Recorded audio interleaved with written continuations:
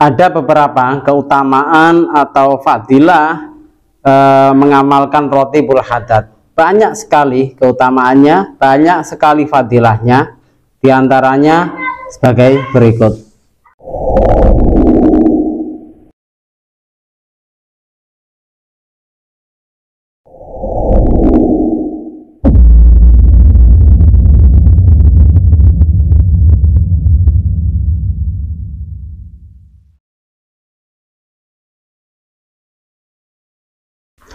Assalamualaikum warahmatullahi wabarakatuh.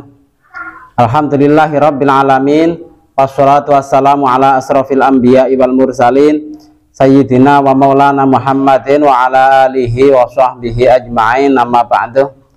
Pada teman-teman yang dimuliakan oleh Allah Subhanahu wa ta'ala, kali ini kita akan membahas tentang keutamaan dari rotibul hadat.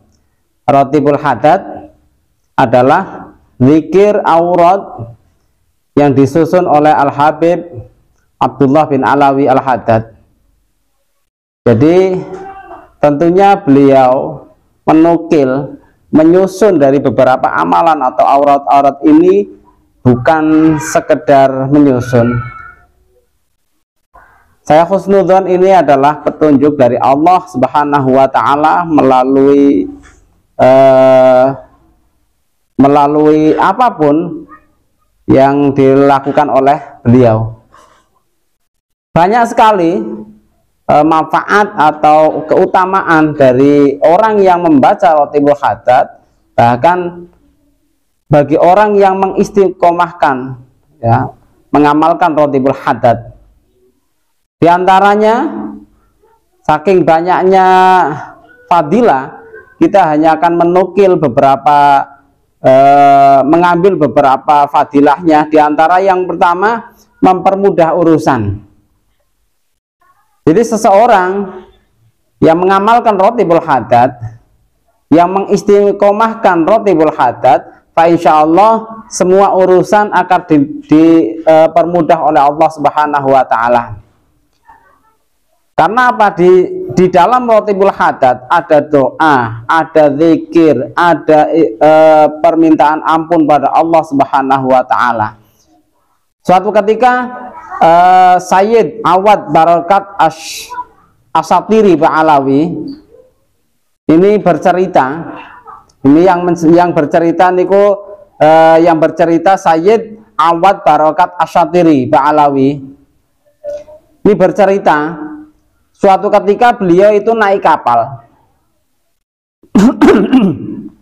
Naik kapal, kemudian terjadi gelombang yang sangat dahsyat, angin kencang, sehingga kapal beliau itu tersesat atau sampai ke batu-batu karang. Nah, beliau tidak bisa mengendalikan kapal sampai benar-benar kondisi yang sangat ekstrim, tersesat sampai pada perbatuan karang, sebuah pulau. Kemudian dalam kebimbangan, dalam situasi yang sangat genting, akhirnya beliau menyadari beliau punya amalan rotibul hadat. Kemudian beliau menyempatkan waktunya sebentar untuk membaca rotibul hadat. Dengan pertolongan Allah, setelah selesai membaca rotibul hadat, alhamdulillah perahu atau kapal yang beliau tumpangi ini alhamdulillah segera bisa dikendalikan dan bisa mengarahkan pada arah yang dituju.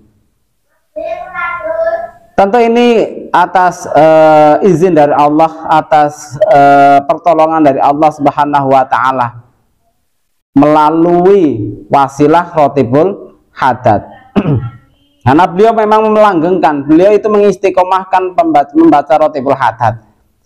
Ini yang pertama. Yang kedua diceritakan, ini yang saya sampaikan ini berangkat dari tajribah-tajribah, kisah-kisah terdahulu, tajribah-tajribah ulama-ulama terdahulu, yang mana beliau-beliau ini sudah melanggengkan rotibul hadat, sudah mengistiqomahkan pembacaan Rotibul Haddad. Selanjutnya yang kedua, tertolong ketika menghadapi musuh. Nah, ada suatu cerita unik ya. Abdul Wahid bin Subad Az-Zarafi ini pernah mengabarkan bahwa ada seorang penguasa yang bengis yang bernama Tahmas, menguasai banyak negeri, menjajah banyak negeri. Pada suatu hari ia menyiapkan tentaranya untuk memerangi negeri Aughon. Nah, negeri Aughon ini punya pemimpin, punya sultan yang bernama Sulaiman. Nah, beliau penguasa negeri Aughon ini kemudian karena merasa terancam dengan gerakan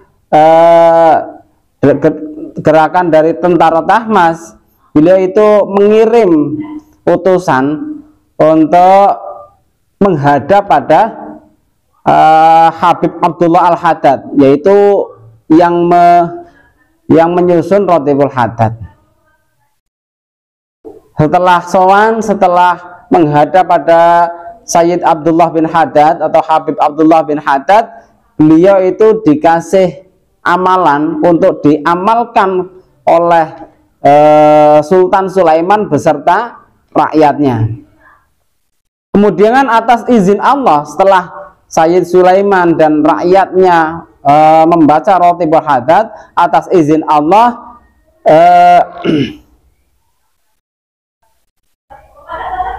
atas izin Allah ini tentara Tahmas yang direncanakan mau menyerbu negeri tersebut, alhamdulillah dengan izin Allah tidak kuat untuk masuk benteng pertahanan dari negeri tersebut. Ini salah satu dari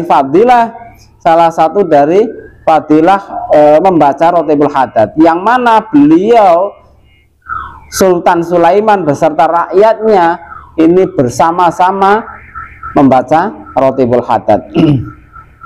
Banyak sekali diantaranya, kalau menukil dari sebuah riwayat, beberapa riwayat ini diantaranya ketika seorang itu membaca Rotibul Haddad ini diberi hati yang tentram.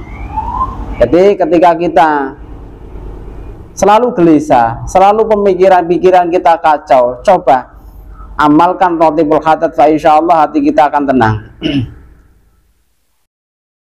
Banyak sekali, ini sedikit di antara 3 yang kami sampaikan dalam pertemuan ini. Mudah-mudahan dalam pertemuan selanjutnya kita akan membahas kembali fadilah keutamaan Rotibul Haddad yang diambil dari kisah-kisah para ulama soleh. Kurang lebihnya mohon maaf. Wallahul muwaffiq ila aqwamit thoriq. Wassalamualaikum warahmatullahi wabarakatuh.